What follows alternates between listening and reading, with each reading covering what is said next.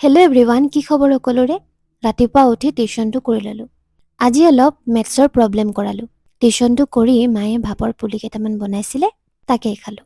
ঠাণ্ডা দিনবোৰত পিঠা খোৱাৰ আমেজেই বেলেগ, নহয়নে বাৰু? পিছত আকৌ কালি আৰম্ভ কৰা কেনভাছখন লৈ বহিলোঁ। আজি আঁকি থোৱা ড্ৰয়িংটোত ক্লে অলপ মিক্স কৰি প্ৰথমে ফুলৰ পাহিবোৰত লগাই গ'লোঁ।